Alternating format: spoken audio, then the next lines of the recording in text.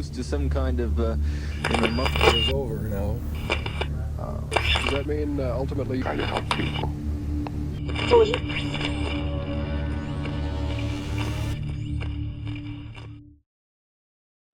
18 de octubre de 2013, Los Cabos, Baja California. Eran cerca de las 20 horas cuando Francisco Rafael Arellano Félix, el mayor de los hermanos del cártel de Tijuana, asistía a una fiesta familiar en un hotel de lujo. Vestía de blanco y parecía relajado, disfrutando de la música y la compañía. Nadie sospechaba que ese sería su último día. Poco después, un hombre disfrazado de payaso se acercó al lugar. Nadie notó su presencia al principio. Caminó entre los invitados con prisa, como si buscara algo. De repente, sacó un arma y en un acto que apenas duró unos segundos, disparó varias veces a quemarropa.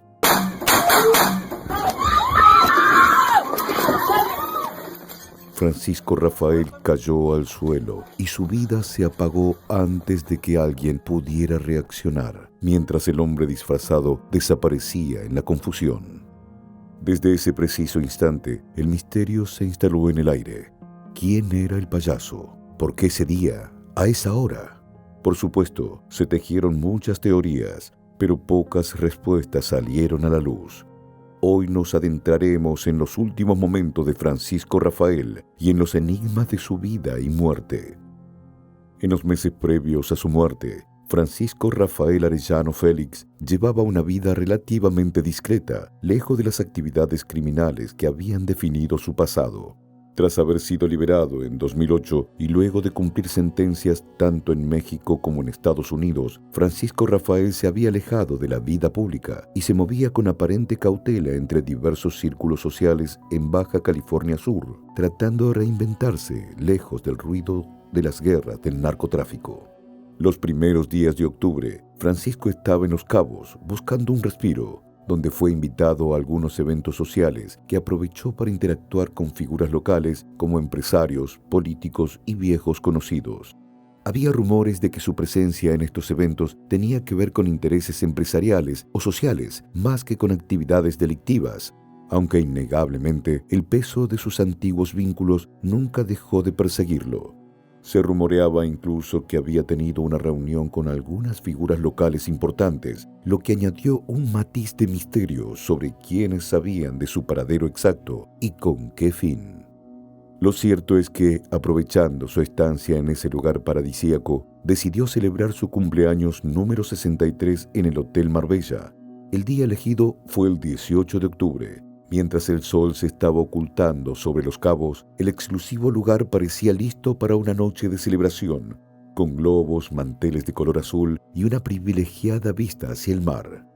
A pesar de los excesos que en el pasado caracterizaban las fiestas de los Arellano Félix, esta reunión, adelantada semanas antes de su cumpleaños real, era bastante más relajada. Francisco Rafael estaba con seres queridos, caras conocidas, y se movía con calma entre los invitados, mientras varias bandas tocaban de fondo dándole ritmo a la noche. Las risas y las conversaciones llenaban el salón.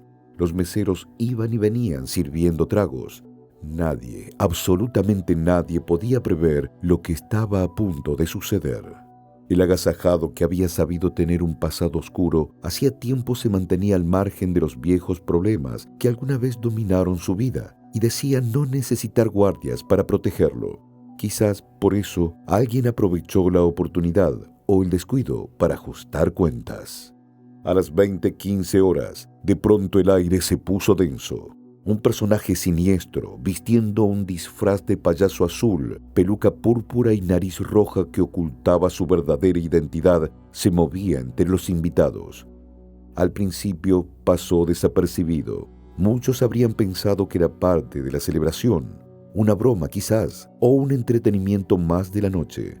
Pero su propósito era maligno, y justamente este video de un teléfono celular logra capturar la terrible secuencia que siguió. Sin que nadie lo notara, aquel hombre pasó apresurado detrás del ex vocalista de la banda El Recodo, Luis Antonio López el Mimoso, quien estaba en medio de la pista, y luego se acercó al rincón donde se encontraba de pie Francisco Rafael, despidiendo a unos invitados. La música seguía sonando. La fiesta continuaba. En el fondo del encuadre aparece la esposa de Francisco vestida de rojo, hasta que en un momento se gira bruscamente hacia donde estaba su marido, al igual que otras dos jóvenes que estaban detrás, mientras se tomaban la cabeza. Habían oído 2 disparos que cortaron el aire, y luego 4 disparos más desataron el caos y dejaron al ex líder criminal tendido en el suelo. La confusión y los gritos reinaron por un instante, el mismo que el asesino aprovechó para escapar junto a 2 cómplices sin dejar rastro. Y luego el silencio se apoderó por completo de la escena. Francisco Rafael, uno de los miembros más notorios del cártel de Tijuana, había sido asesinado. La noticia se extendió rápidamente. Las autoridades locales, así como los medios, se apresuraron a investigar lo sucedido, buscando un culpable, brindando nombres por momentos al azar para intentar identificar al asesino detrás del disfraz y a sus secuaces. Las primeras sospechas giraban en torno al cártel de Sinaloa, un antiguo rival. Pero en ese momento, nadie se atribuyó el atentado. No solo habían acabado con un personaje importante dentro del mundo del crimen organizado, sino que habían abierto una nueva etapa de incertidumbre sobre los verdaderos motivos detrás del asesinato. Los detalles de su vida, los secretos que guardaba y las alianzas que pudo haber formado en sus últimos años son la clave de un enigma que apenas comienza a desvelarse. La historia de Francisco Rafael Arellano Félix no puede contarse sin hablar de las personas con las que estuvo rodeado, quienes tejieron a su alrededor una red de poder, traición y lealtad. El mayor de 5 hermanos no solo había liderado uno de los cárteles más peligrosos de México, sino que también manejaba delicados equilibrios con figuras clave en el narcotráfico, la política y las fuerzas del orden. Cada uno de estos contactos tenía un papel fundamental en su vida y algunos, sin duda, sellaron su destino. Pero sus inicios en el mundo del narcotráfico están profundamente ligados a su familia y al contexto de la época. Nacido el 24 de octubre de 1949 en Sinaloa, creció en una región conocida por la producción de drogas y que durante décadas había sido epicentro del narcotráfico en México. A mediados de la década de 1980, cuando el cártel de Guadalajara, dirigido por figuras como Miguel Ángel Félix Gallardo, alias El Padrino, comenzaba a fragmentarse, Francisco Rafael y sus hermanos vieron una oportunidad. Decidieron expandir sus operaciones, aprovechando la cercanía geográfica de Tijuana a la frontera con Estados Unidos, un punto clave para el tráfico de drogas.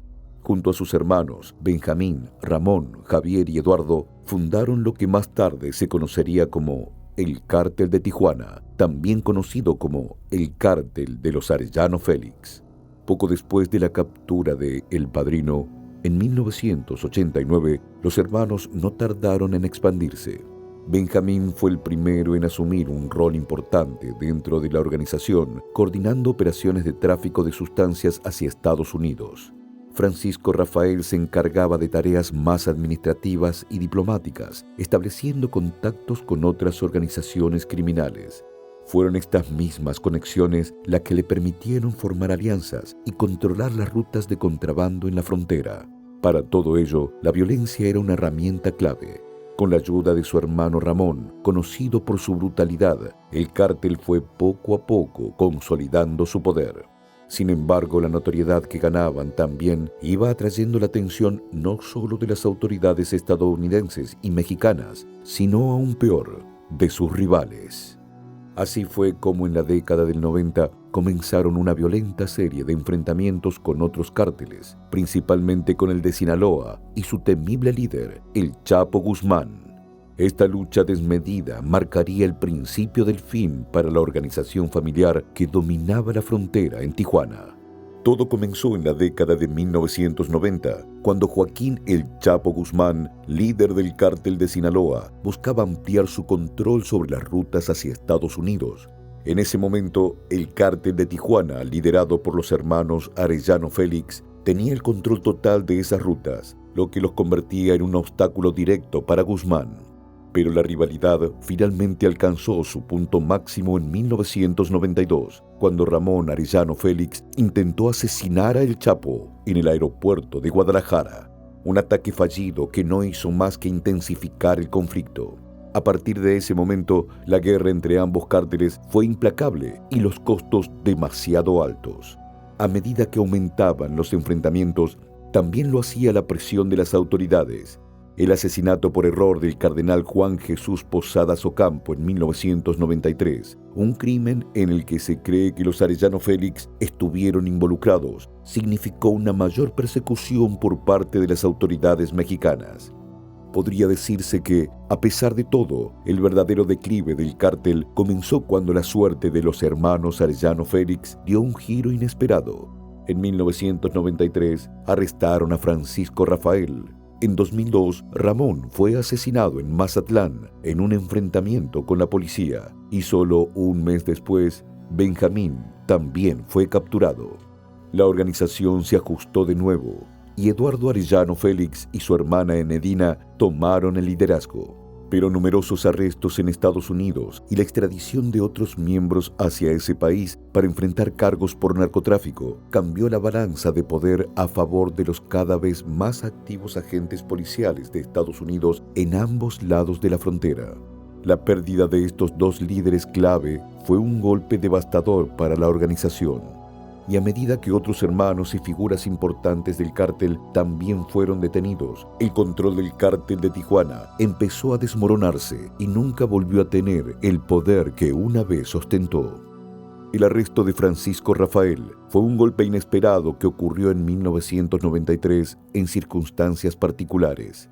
El Menso, como le decían en el círculo más cercano, por ser el menos violento y sanguinario de los hermanos, ya tenía bastante poder en aquel entonces, sobre todo por sus conexiones diplomáticas que le abrían tantas puertas.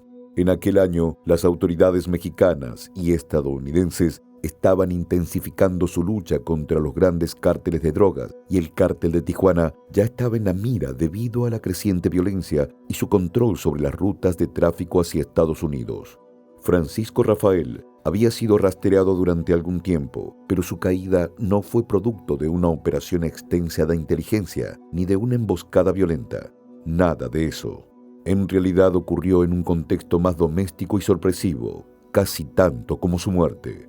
La familia Arellano Félix celebraba la boda de uno de sus miembros en Guadalajara.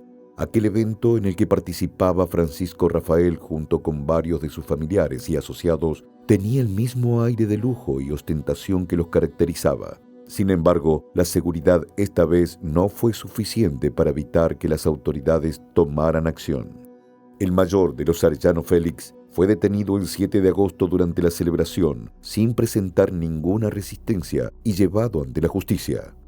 Después de declararse culpable, fue sentenciado a 10 años y 3 meses de cárcel en el Penal Federal de Alta Seguridad del Altiplano en Almoloya de Juárez, Estado de México, por cargos de narcotráfico y portación ilegal de armas.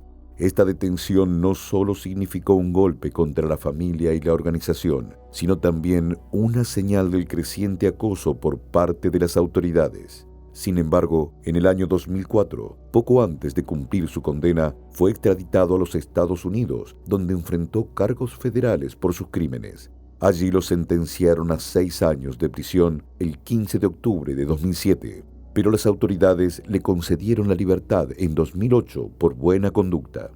Tenía 59 años cuando sus escoltas lo llevaron al puente internacional que une El Paso con Ciudad Juárez y se perdió entre la multitud sin que fuera detenido porque no había orden de aprehensión en su contra en tierra mexicana. Después de ser liberado, Rafael intentó llevar una vida más discreta. Al ser el mayor de los hermanos Arellano Félix y con el cártel de Tijuana debilitado por los golpes que habían sufrido durante la década de 2000, su rol en el narcotráfico ya no era tan prominente como en el pasado. Pero hay cosas que nunca se olvidan en ese mundo, y mucho menos la venganza. Pero su asesinato en aquel contexto abrió varias interpretaciones sobre quién estaba detrás del ataque y cuáles eran los verdaderos motivos.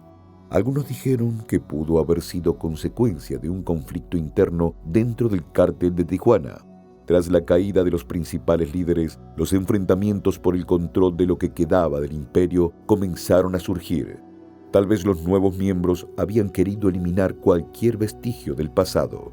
Otra de las teorías que han surgido fue que Francisco Rafael podría haber tenido problemas económicos o disputas con empresarios locales, pues tras su liberación había intentado integrarse a aquellos círculos, tal vez moviéndose con la misma impunidad que lo caracterizaba en el pasado. Pero allí las reglas eran diferentes y el conflicto acabó mal. También se habló de una venganza personal o una vendetta familiar, pues a lo largo de los años había cosechado numerosos enemigos y el hecho de que su asesino estuviera disfrazado de payaso se podría interpretar como algo simbólico, posiblemente de alguien que quería humillarlo antes de eliminarlo. Sin embargo, una de las teorías que fue más aceptada en ese momento fue que estuviera relacionada con antiguos enemigos. En el momento de su muerte, el cártel de Sinaloa, liderado por Joaquín El Chapo Guzmán, había consolidado su poder en gran parte del territorio mexicano, incluyendo la región de Baja California, donde los Arellano Félix habían dominado durante años, y por eso su presencia seguía siendo una amenaza para los intereses del cártel de Sinaloa. Las viejas rencillas y el conflicto sangriento entre los Arellano Félix y los Guzmán en la década de 1990 aún no habían sido olvidados. Entre tantas incógnitas, surgió una teoría más detallada que involucraba directamente a José Rodrigo Arechiga Gamboa, conocido como el Chino Anthrax, como uno de los posibles responsables del asesinato. Este joven fue un alto mando del cártel de Sinaloa y el líder del grupo armado Los Anthrax, conocido por llevar a cabo operaciones violentas contra sus enemigos, y la teoría sostiene que había sido él en carne propia quien empuñó el arma aquella noche vistiendo un disfraz de payaso. Como prueba, existe un corrido llamado La Gracia del Payaso, que casualmente sirvió para narrar y mitificar el asesinato. Escrito por el grupo Edición Especial, describe con detalle cómo ocurrieron los hechos en la fiesta de cumpleaños, mencionando aspectos como el disfraz de payaso del asesino y cómo le dispararon a Arellano Félix en plena celebración, lo cual sin dudas resalta la ironía del contexto de poder en el que se encontraba. Para llenar los zapatos son bastos los del payaso. Fue muy grande el escenario, cumpleaños de un contrario. En Los Cabos llevó a cabo todo un show con un regalo. Contrató una maquillista, el payaso se disfrazaba, aquella falsa sonrisa a todos los engañaba y allá en el medio de la pista su sorpresa revelaba. El obsequio era pistola, entre la bola le dio muerte, un balazo le detona pa' que luego se le entrampe. En las sombras de Los Cabos, entre el lujo y el misterio, la muerte de Francisco Rafael Arellano Félix sigue siendo un enigma que resuena en los rincones más oscuros de la historia del narcotráfico mexicano. Aunque todo apunta a que el temido Chino Anthrax fue el principal responsable, la verdad completa puede que jamás salga a la luz, y los cabos sueltos de esta tragedia quedarán por siempre enterrados con sus protagonistas.